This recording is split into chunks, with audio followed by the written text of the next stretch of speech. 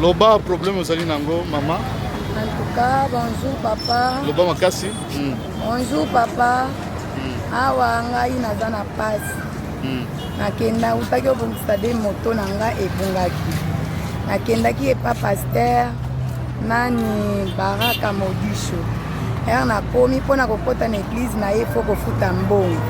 Nafutaki $10. Nakomi na église na ye telefone ekota te.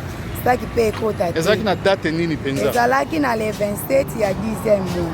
10e mois 2021. 2021. Donc mois passé. Mois passé. Potoza na novembre. Nakomi ayebisi nga napia ye telefone na ngai. Nabimi libanda nazwi telefone. Nazwi telefone nabimi nakoti nango na biro na ye aye kozongisa nga lisusu libanda. Zonga mulimo wa nzambe ezolakisa nga ke oza na mbongo moko boye $735. Nazwi mbongo wana na pesi ye kendo ya lobi na insistaki 3 fois apianga mbongo na nga azoboya. Nakomi okende baprotokole na ye na bato na ye bakomomena nsenga bazobundisa ngai. Nazosenga bato ya mawa bosengelanga mbongo na ngai epa pasteur Baraka Modisho. Yo okendaki mpenza kosala nini kuna? Nakendaki. Ozalaki na problème nini? Nazalaki na problème ke aprie mpo na bamoto na ngai mibale ebungaki. Nakomi kuna ayebisi ngai ke napia ye mbongo naza nango mpo na prie mpo na ngai. Napesi ye mbongo. Ngai nakanisiki akoprie azongiseli nga mbongo. Azolinga susu kozongisela nga mbongo te. Ekomi kendo ya lobi. Soki nakei baprotokole na ye babandi kobundisa ngai. Nga moko nakoki te. Nde nasengi bato ya mawa bosengela nga mbongo na nga epa pasteur Baraka Modisho. Eza combien mbongo? Eza $735. Yo okendeki mpo asambelela yo mpo na moto oyeba moto ezali wapi? Mais sikoyo mbongo azwi mbongo na ndenge nini? Okamati mbongo okabeli ye? Nakabeli ye mbongo te. Napesi ye mbongo te. Ye moko ayebisi nga na kati ya biro na ye ke yaka nazomona na mbongo moko boye yaka toprie mpo na mbongo wana. Mbongo wana ezalaki wapi na ntango wana? Ezalaki na kati ya saki na ngai na kote ya biro na ye $735.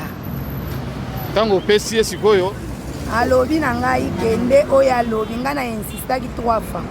Na insiste aboyi alobi ke yo kende nakokimisa église minene boye mpo na mbongo oyo yo kende kaka alobi okoya kozwa mbongo na ye. Ekomi soki nakei azobinisa ngai.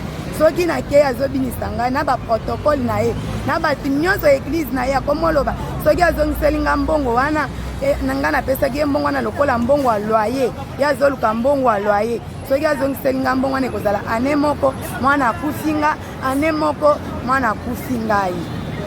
Oza marie? Oza na mobali? Naza na mobali na ngai. Na bana? Na bana misatu. Osalaka nini? Natekaka tomate. Tomate yango oyo awa? $735. Ok. Est-ce que okendeki na police? Nakendaki la polisi te.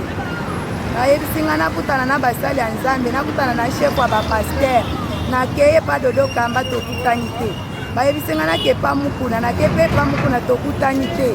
Bazolingaka tokutana na bango te ka baza na bapriere moko kokende baza te.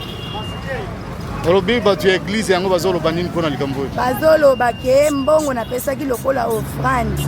Ebela mbongo bongo nazwaki na likelemba na kozwa yango wapi mpona napesa mpona mbongo wana lokola offrande.